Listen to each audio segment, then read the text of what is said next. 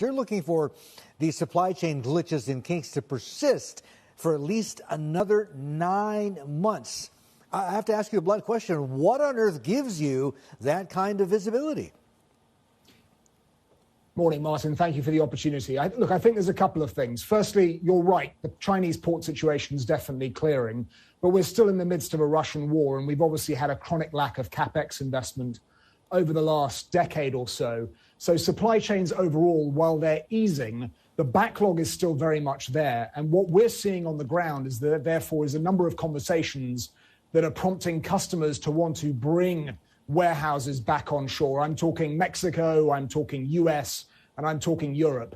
So if you go back to our first quarter, 44% of our new customer wins came from first-time outsourcers. That's testament to the fact that something's changing, but it ain't going to be changing quickly. All right, so on to the next question. That is this whole worry about an inventory overhang potentially turning into an inventory correction.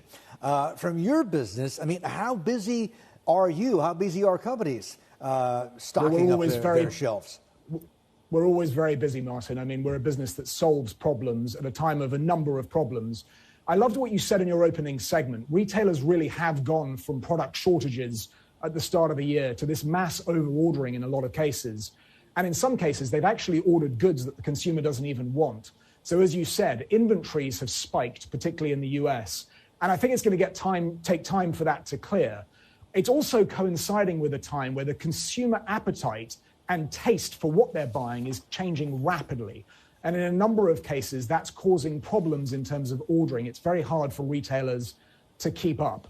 So to almost front run your question slightly, what's going to happen in the second half? Well, there's going to be additional markdowns on consumer goods. I think that's going to be clear. Retailers are also going to be asking their vendors to lighten the load. And I think you're going to see retailers also asking consumers to pay for those higher shipping costs that you mentioned in your earlier question. That basically means margin pressure for retailers going forwards.